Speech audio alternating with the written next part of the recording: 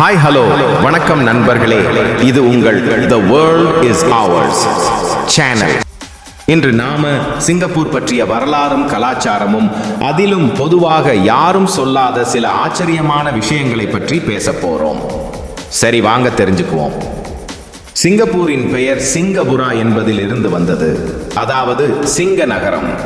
முதலில் இந்த நிலத்தை கண்ட சுமத்ராவின் இளவரசர் சங்கநில உத்தமா ஒரு விலங்கை பார்த்தார். அதை சிங்கம் என்று தவறாக நினைத்து அந்த இடத்துக்கு சிங்கபுரா என்று பெயரிட்டதாக கூறப்படுகிறது. ஆரம்பகால வரலாறு 1299 ஆண்டில் இந்த தீவில் சிங்கப்புர ராஜ்யம் ஒன்று உருவானதற்கான சான்றுகள் உள்ளன. பின்னர் சிங்கப்புரம் என்பது காலப்போக்கில் சிங்கப்பூர் என்று மாறி இன்று வரை அந்த பேரிலேயே அழைக்கப்படுகிறது. 1819 சர் ஸ்டாம்போர்ட் ராஃபல்ஸ் சிங்கப்பூரை ஒரு முக்கியமான துறைமுகமாக மாற்றினார். அங்கிருந்துதான் சிங்கப்பூரின் உலக வர்த்தக வரலாறு ஆரம்பித்தது. ஆனால் சிங்கப்பூர் ஒரு காலத்தில் மலேசியாவின் ஒரு பகுதியாக இருந்தது என்பதை பலர் அறியவில்லை. 1965 தான் அது தனிநாடு ஆனது. சிங்கப்பூர் உலகில் அரசியல் சுதந்திரத்தை அடைந்த மிகச்சிறிய நாடுகளில் ஒன்று என்பதும் அரிய தகவல். சிங்கப்பூர் உலகிலேயே மிகவும் பல்வேறு கலாச்சாரங்கள் கலந்த ஒரு நாடு. சீனர், மலாய், இந்தியர், யுரேஷியர்கள் எல்லோரும் சேர்ந்து வாழ்கிறார்கள். ஆனால் தெரியுமா, சிங்கப்பூரில் இருக்கும் பெரானகன் கல்ச்சர் என்பது சீனர் மலாய் கலாச்சாரம் சேர்ந்த ஒரு தனித்துவமான வாழ்க்கை முறையாகும். இவர்களின் உணவு, உடை, வீட்டு அலங்காரம் எல்லாமே தனி ஸ்டைல்.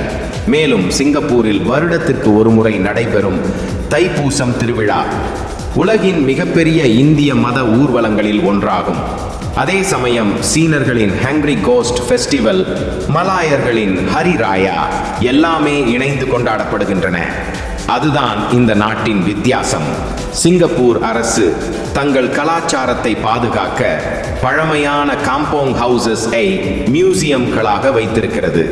அதோடு உலகில் ஒரே நாடாக கோவில்கள், மசூதிகள், தேவாலயங்கள் அனைத்தும் ஒரே தெருவில் இணைந்து இருப்பதையும் இங்கு காணலாம்.